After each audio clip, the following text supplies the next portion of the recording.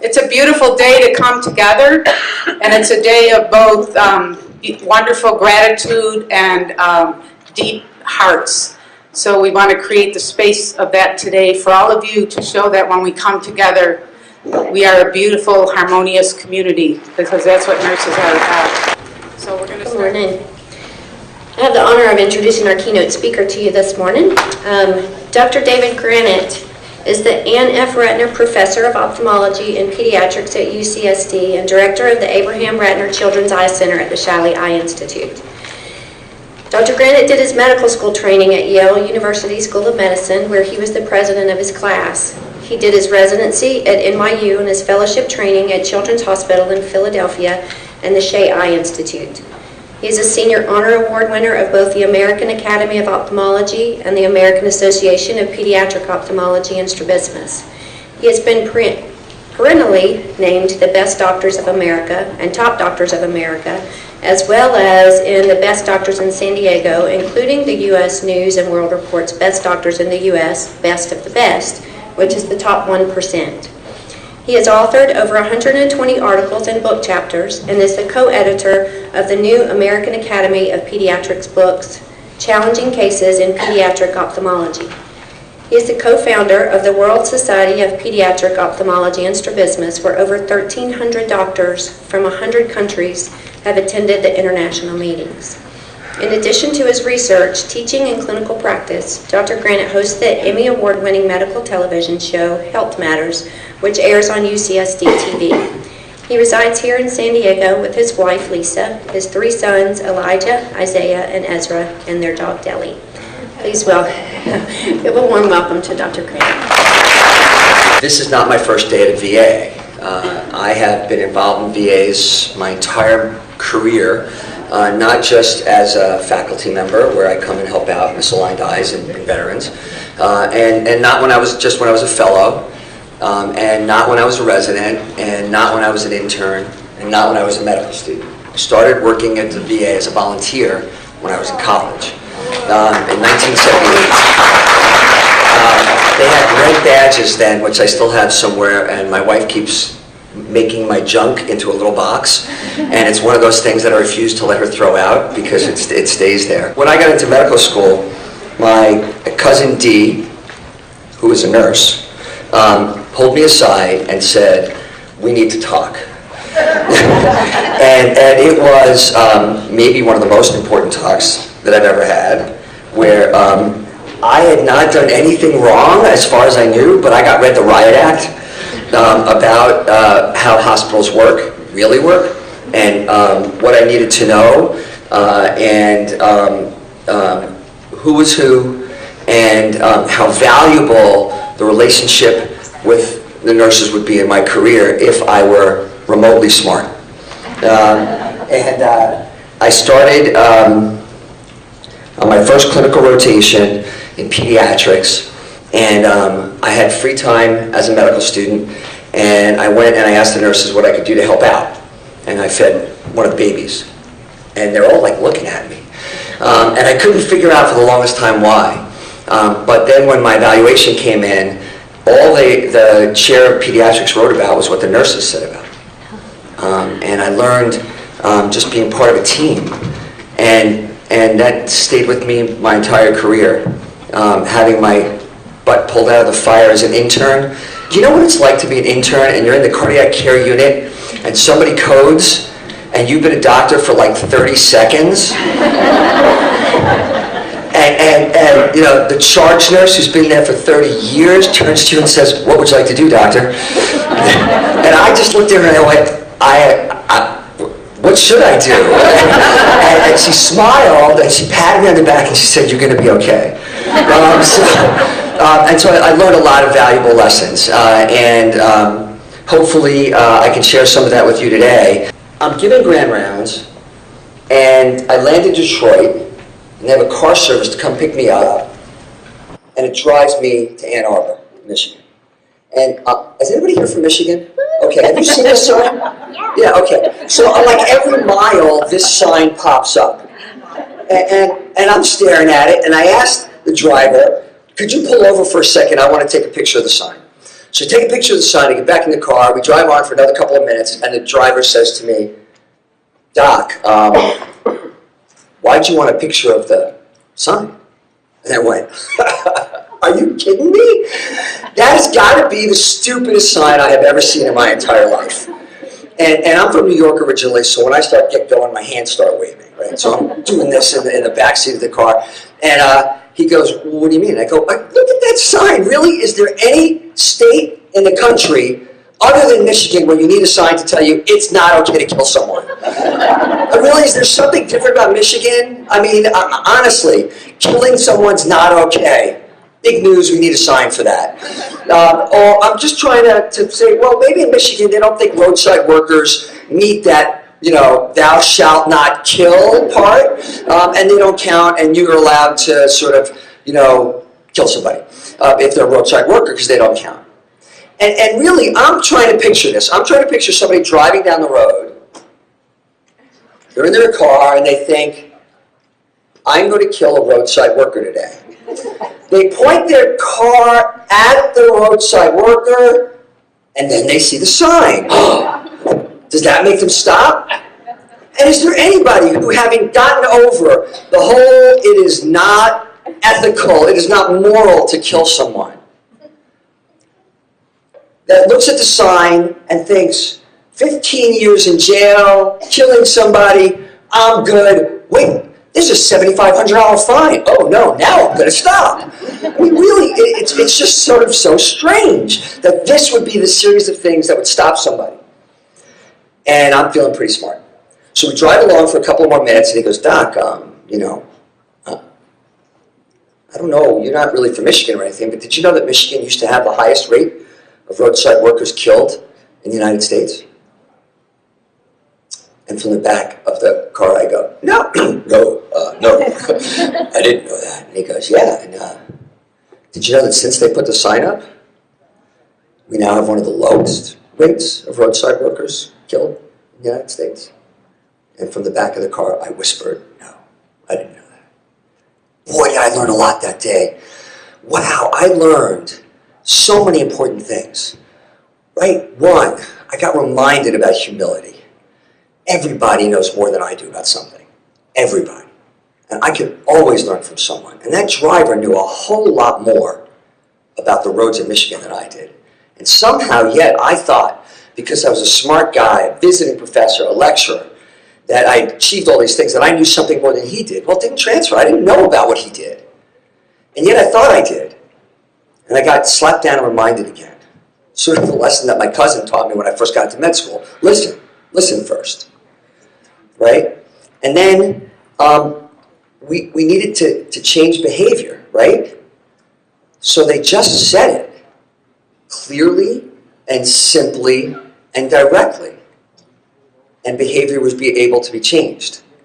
Sometimes that's what you have to do. You have to say it clearly to change behavior. Not in fancy ways, not in fancy, just very clearly state what you're trying to achieve.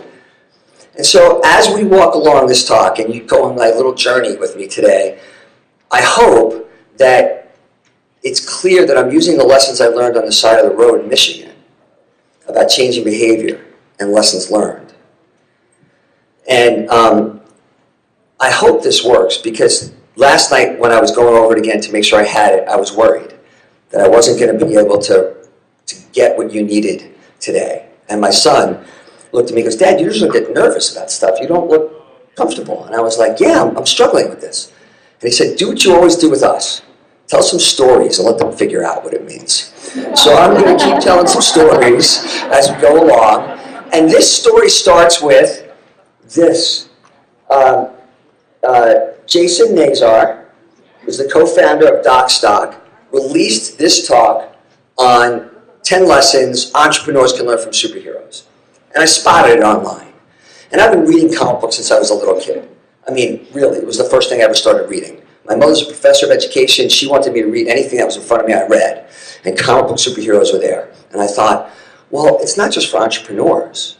What about everybody? So I contacted Jason, and we communicated back and forth, and I told him what I was going to do, and he said, it's yours. Go ahead and use this any way you like, because you don't take things from people without asking.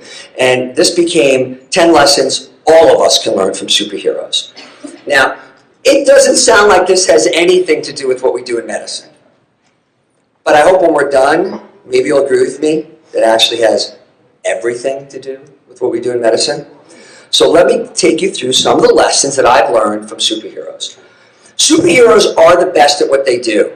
They tell you who they are, they tell you what they do, and they're great at it. What's the name of this character? Flash. It's not Fly Guy. It's not Dig Hole Guy. It's Flash. He's really fast. He runs from place to place. He is unbelievably the fastest guy in the world. And that's what he does, and he does it really well. He tells you what he's going to do, and he does it well. If you are a nurse, your title says in part who you are, and you're going to do it really well. You're going to embrace it and do it really well. Now, the Flash figured something else out. He figured that not only could he move fast, he could move fast back and forth. He could vibrate. And so he took this skill set that he had, moving fast, and he just changed it a little bit, and he realized that if he vibrated, he could go through walls.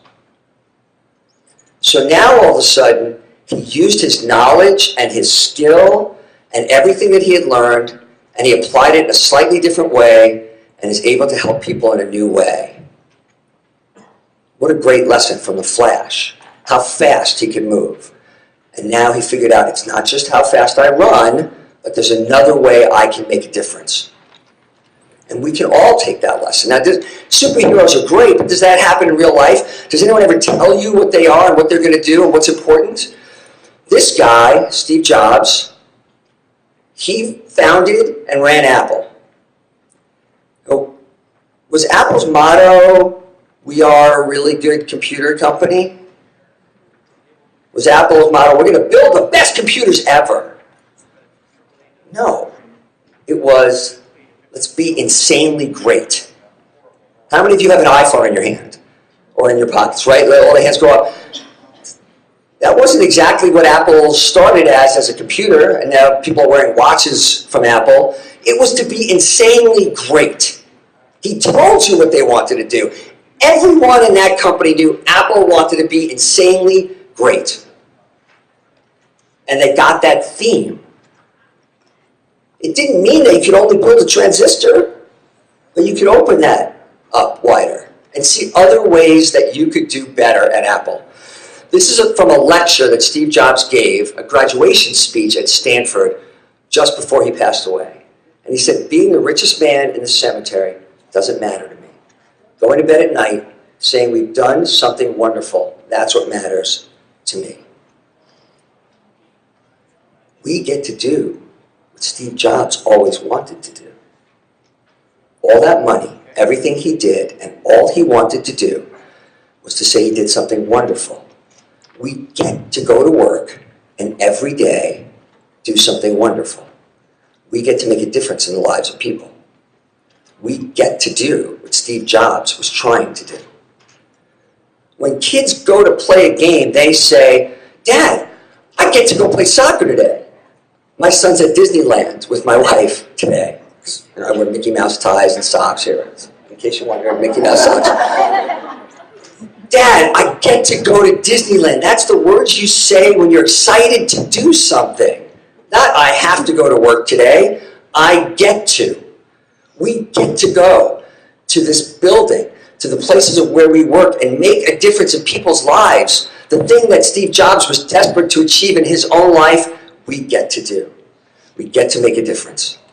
I went to University of Pennsylvania undergraduate. My friends went to Wharton. It's part of the Penn's Business School.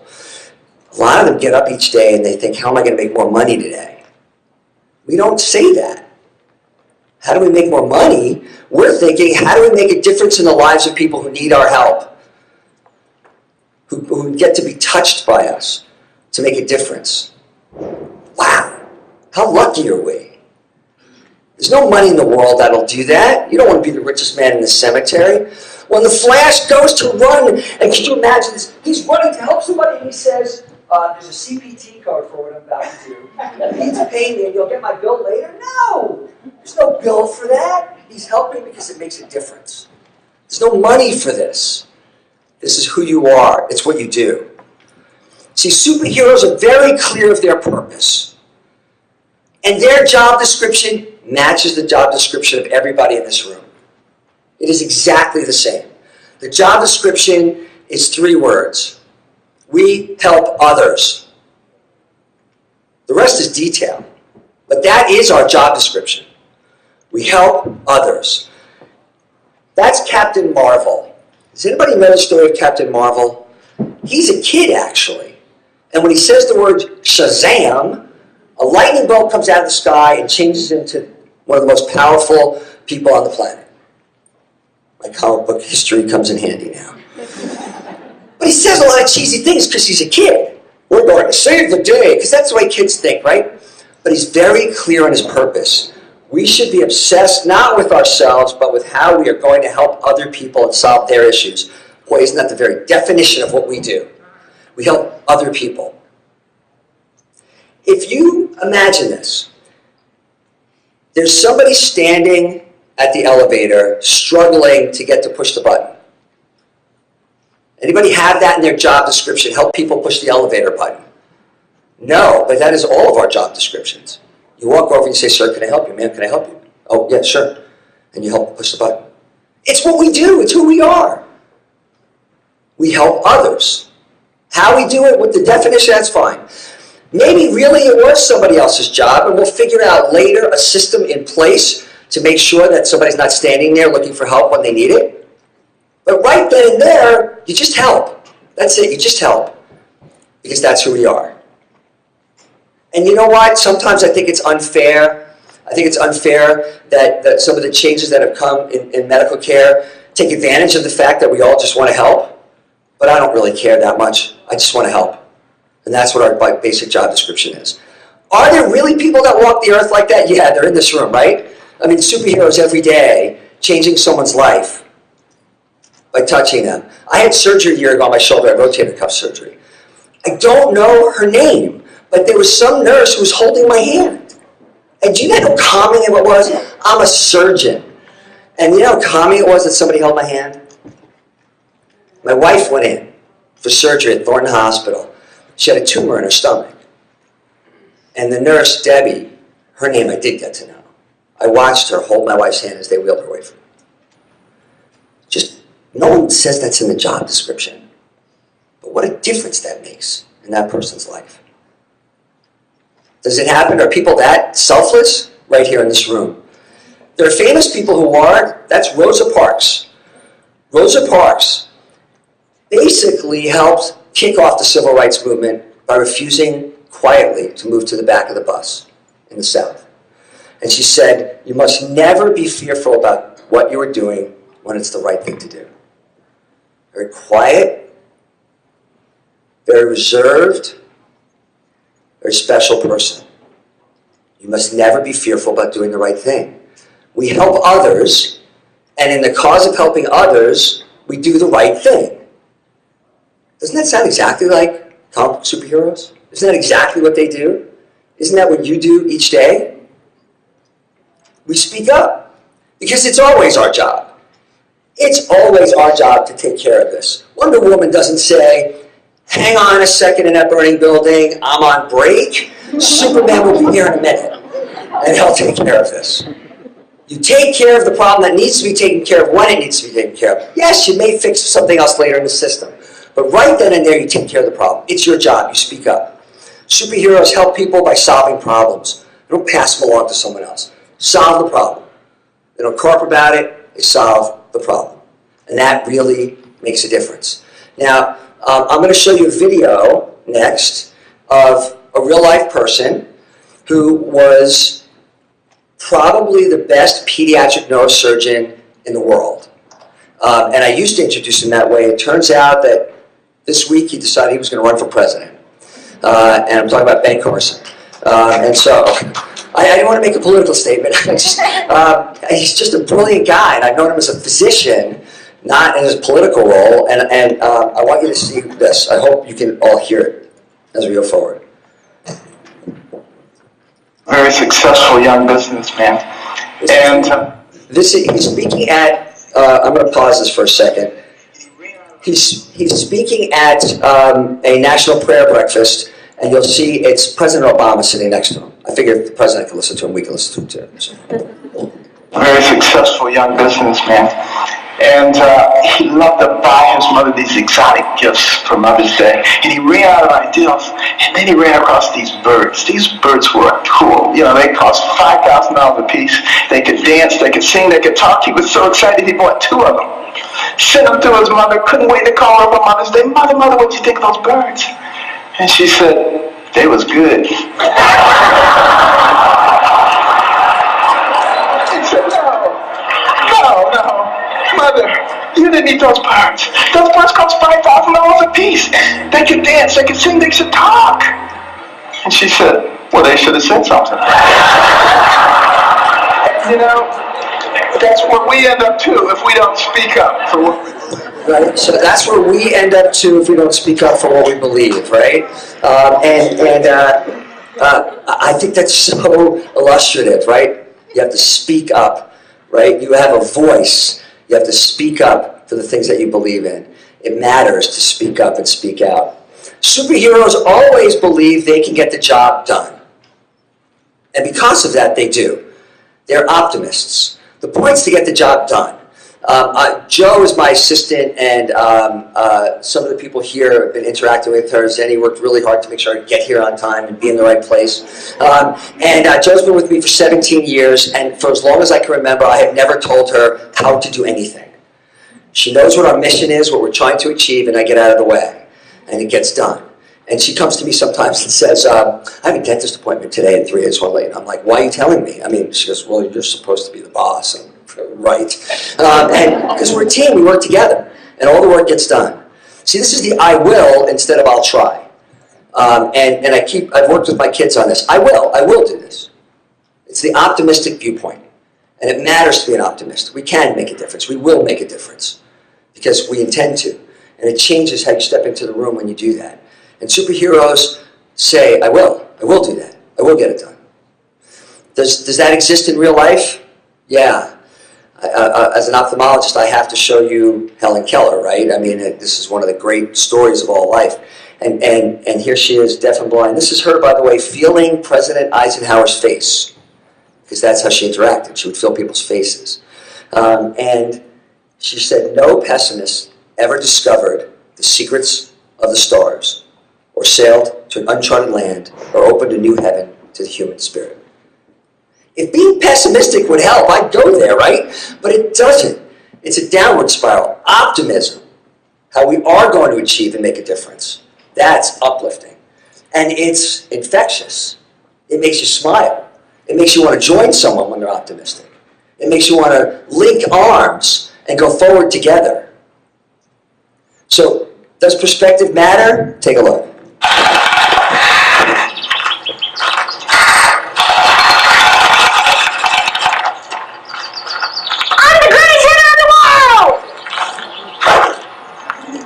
Strike one. Try. I'm the greatest hitter in the world! Strike two. Another two.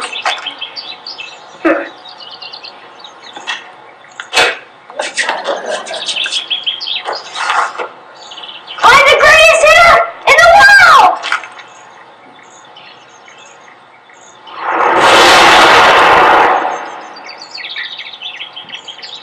Strike three. Wow! I'm the greatest teacher in the world! So, he figured out his skill set, right? I mean, he knows where his skills are, this is not somebody who would ever going to be pessimistic, right? So, I mean, you take it and take the positives with it. If I had you, anybody who plays music or whatever, if I had you walk into a kindergarten classroom and I said, can you make great music? Can you make great, captivating music? Have I taken away your instruments?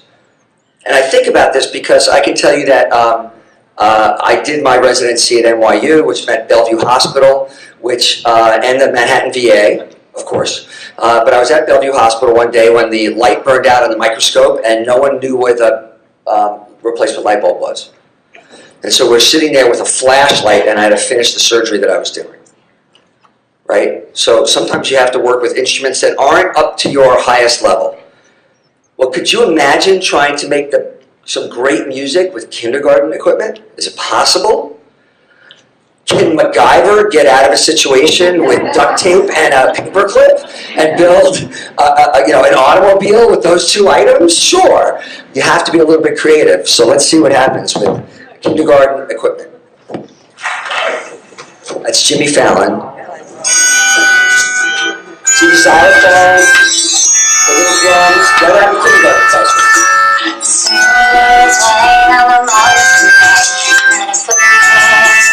It's like being myself. And in the night, I'm the queen. This howling like this swirling storm inside. Couldn't keep it in, heaven knows we're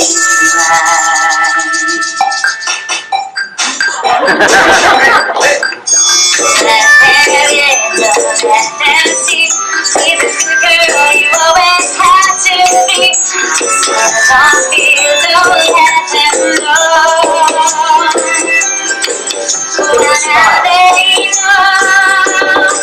Let it go, let it go. So if you don't have the right instruments, let it go, all right? Still gotta get the job done. She's making great music, fabulous music, and she's using kindergarten instruments. And I saw pure joy on the faces of the people there. Sometimes the instrument might be holding someone's hand. Sometimes it might be just talking to them. You have other instruments. Do the best you can with what you have at the moment. You have to. But it doesn't mean you can't make great music in whatever scenario, whatever situation you're in. See, superheroes never give up. Now, when I was a kid, my brother and I would have a fight, a battle over, he's my older brother, over which was the best superhero. I always picked Superman because I wanted to fly. I just wanted to fly, and get out there and do all that. And he would pick Batman, and I'd go, Ken, Batman has no superpowers. And he'd say, exactly. He made himself into a hero. He stands next to Superman, next to the Flash. He stands next to Wonder Woman, and he's just a guy. Now, admittedly, he has a very cool belt. But other than that, he's just a guy who worked really hard, and he stands next to these icons who are giving gifts of powers. And Batman is right there with them, and he has no special superhero gift. Or does he? Is his gift that he will not give up?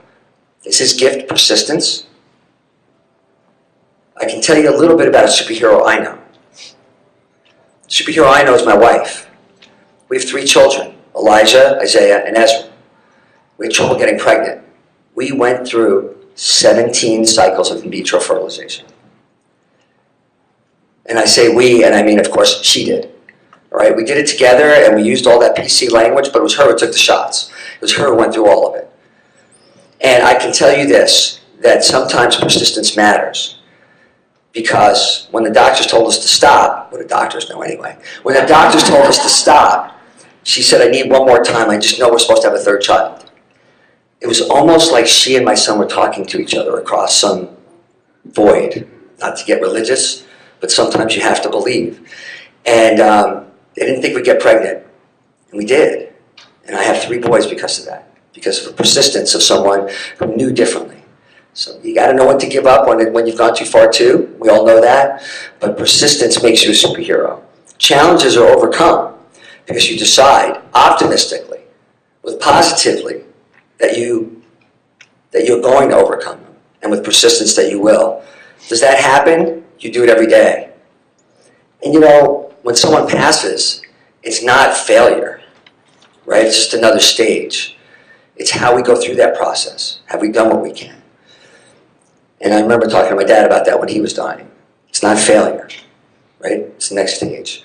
So as long as we've done what we're supposed to do persistently, we've done the right thing, we can make a difference in people's lives. Are there people who walk the planet like this? In addition to nurses, yeah. Jody Williams. Jody Williams won the Peace Prize in 1997. She was a mom who founded the international campaign to ban landmines. She said, "I believe it is possible for ordinary people to achieve extraordinary things."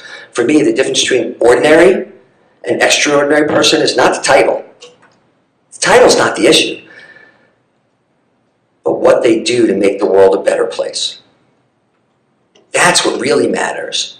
That's what makes someone a hero, is how you touch an individual.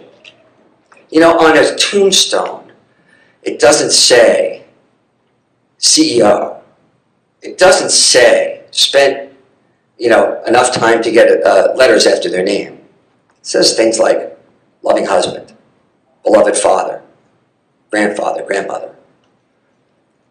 My dad's passed, and it says, "A brilliant, loving man, he changed the world." Because that's what he used to say to me. Make a difference in the world. And that's what we're here for. But sometimes it's small, and sometimes it's noticed. And I want you to just watch this. It's a little story. And it's hard for me sometimes to watch it because I get emotional, but I'll hang in there with you. It's about the 1992 Olympics. This runner was injured in 1998. In 1988, he was England's fastest runner in the 400-meter dash. And he spent 4 years training to get back to the Olympics. And this was his moment. Derek Redmond, he was favored to win, trained his whole life. And here it is. And there he is. I don't think 2 days would give much particular. 150 meters into the race, he feels pain and then he pulls up. If stupider was a word. Look at his face. When I am down and oh my soul so weary, when troubles come There goes his hamstring. and my heart burdened be, All those years. then I am still and wait here in the silence He decides he's not going to stop. till you come and sit a while. Now, he won't let anybody touch him because he's going to finish this race, even if it's on one leg. You raise me up so I He waves off people who come to him. on mountains. You raise Some me guy up breaks through the stands. to walk on stormy He goes onto the track. Look, they're trying him away. I am Who's this guy? strong when I am on your shoulders. You raise me up to more It's his dad. than I can be. His dad broke through the stands at the Olympics to be on the track. He says, "You don't have to do it." His son says, "I'm going to," but he says, "Well, we'll do it together."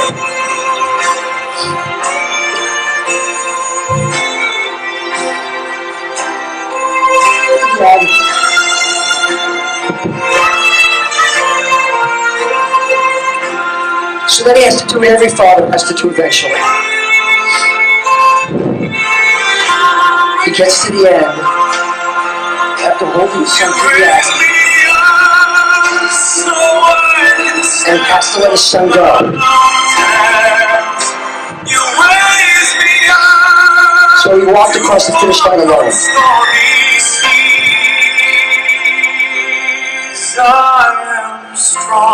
I've never seen an explosion by a crowd like that. Your shoulders, you raise me up.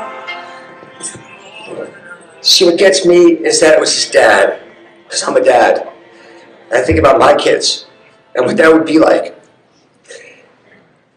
There was a superhero there that day.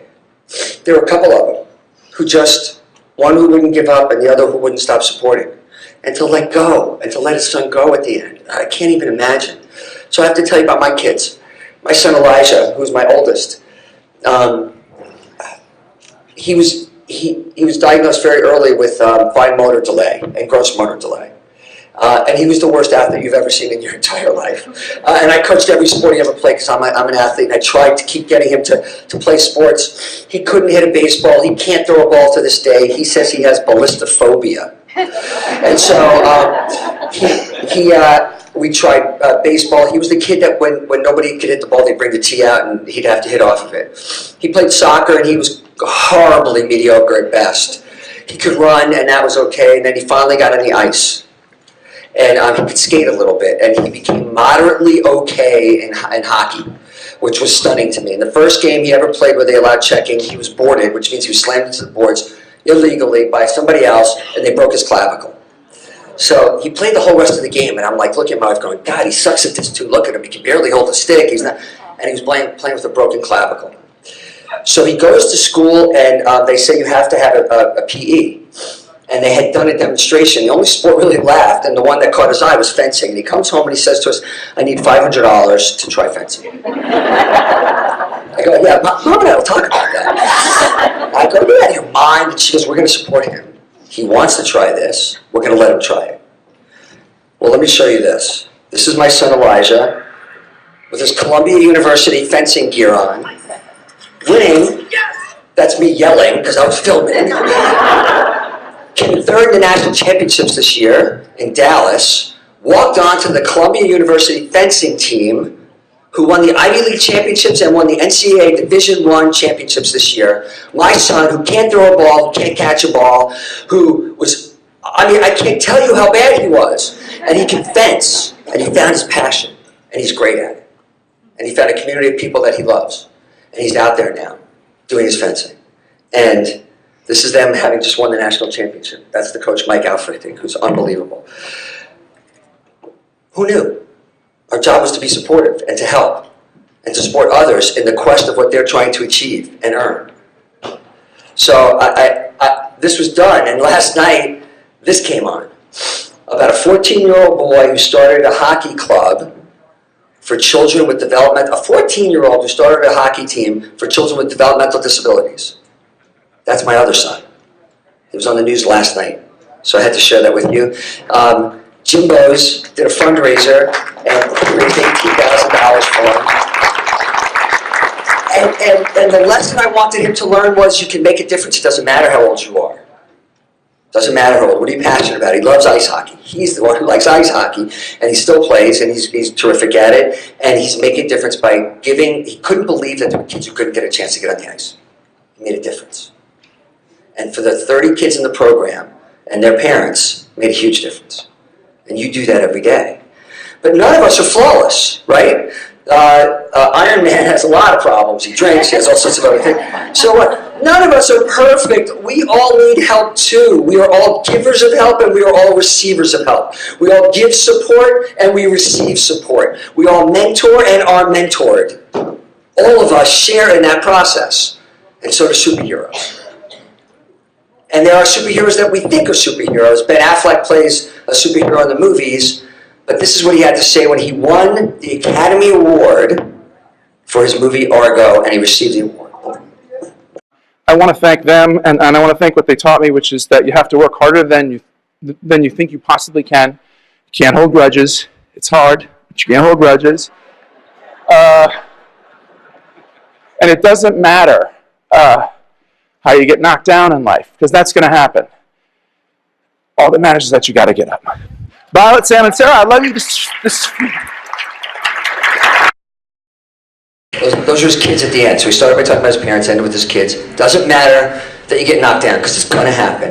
It matters how you get back up. And that's what you do. That's what superheroes do.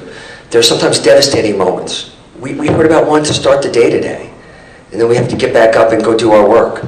We get knocked down, but we have to get back up. And that allows you to accomplish enormous feats. And the feat that we do and that they do is we help people, right? That's our job description.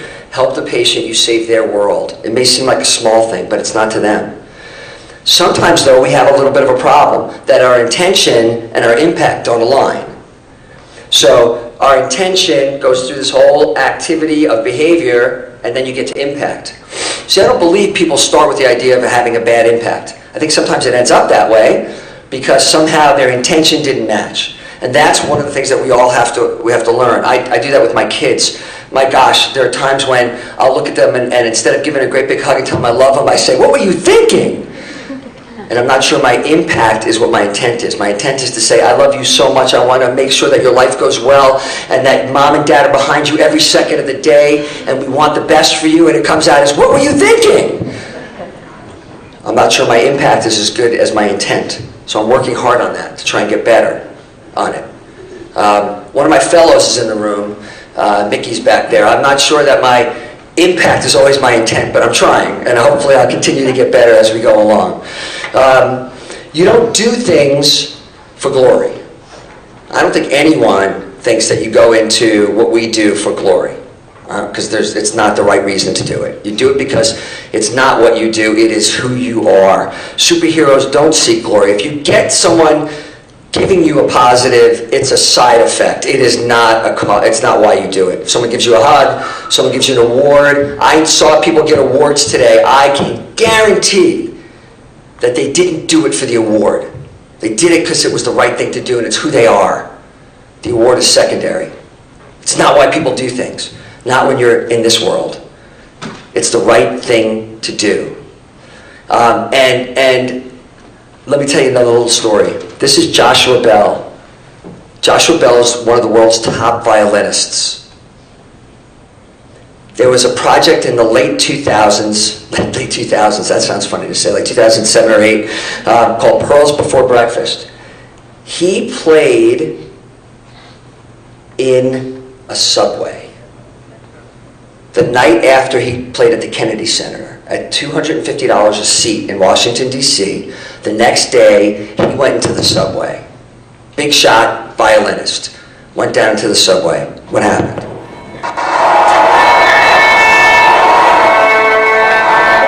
He was playing. It's rush hour.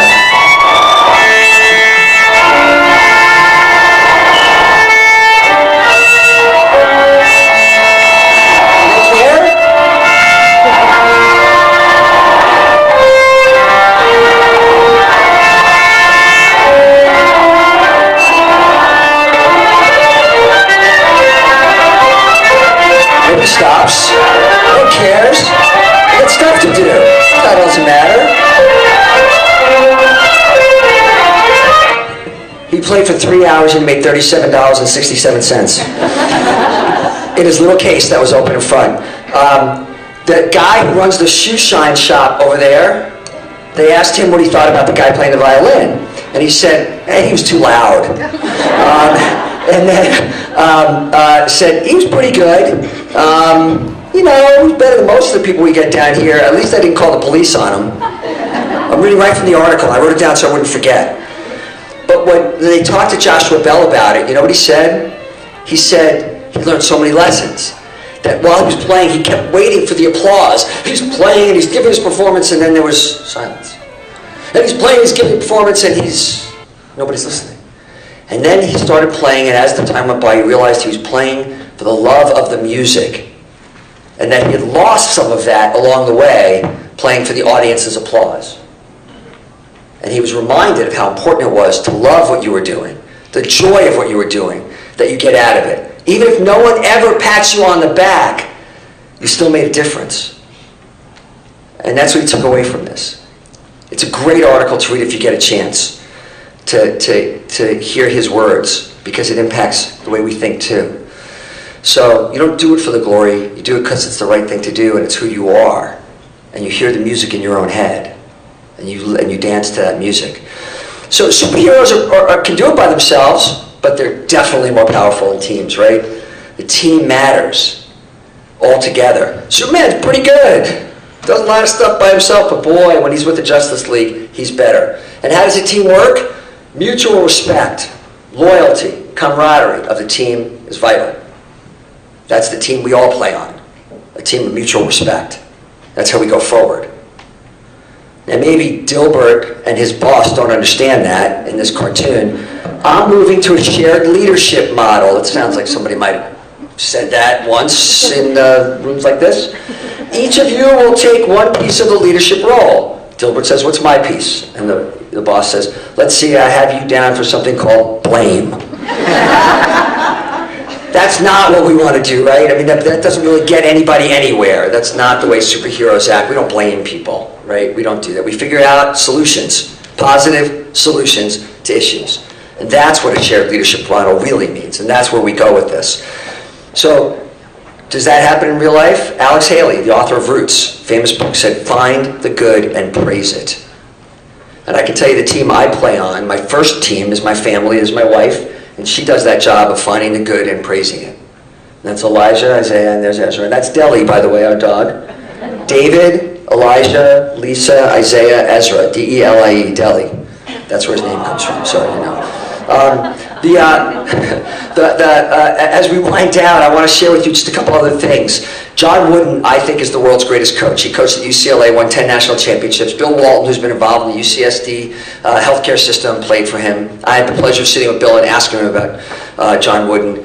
When I coach, I quote him all the time. My kids have this pyramid of success, Wooden's pyramid, on their mirrors. They have to look at it every day.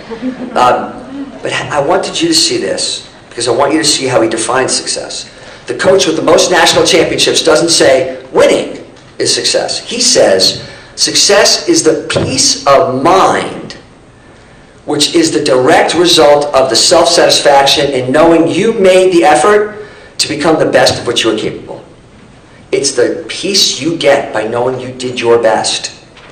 Even if the outcome isn't what we all wanted, if you know you did your best, success is that peace of mind that comes along with it. It's not necessarily winning. It's the peace of mind to know you did your best. If someone outplayed you and you worked and played as well as you could, so be it. You're not upset. You can see this in athletes, and you should see it in our world too. That if you've done your best, you are a success. See, because character and success go together. And character is what you do when no one's looking, when there are no rewards, when there are no cameras on you, when there's nobody else watching. What do? Do you walk by that piece of paper, or do you pick it up and say, this is my VA, this is my place of work, I'm going to make sure it looks right, and throw it out? Wouldn't a superhero do that? That's what character is. And John Wooden said, reputation is what others perceive you as being, and their opinion might be right or wrong. Character, however, is what you really are, who you really are. And nobody knows that but you. But that's what matters. This is who we are. We make a difference. And superheroes' true strength isn't their speed, isn't that they can fly, it's their character. I love that picture. Just sort of, he looks so character-like. I don't know. He's got that glow about him. Their strength comes from their character. Character comes from who you are inside and what you believe is important. So be courageous, be respectful, be honorable, be selfless. Make a difference in the lives of others. You're already doing it every day. You already learned these lessons from superheroes. Do superheroes walk this planet in addition to the people in this room? Yeah, there's somebody that I think we can all learn a lesson from. Martin Luther King said, it is always the right time to do the right thing. Isn't that what we do every day, every decision, every moment? The right thing. Together as a team, we remember that our job is to help others, do our best, optimistically believing that we can make a difference by doing the right things, not for glory, because it's who we are. And those are the lessons I've learned from comic book superheroes. And I get to say thank you to the real live heroes that walk the planet, for those people who may never have been able to say thank you. And I get to say it right here, right now. Thank you. Thank you for everything you do.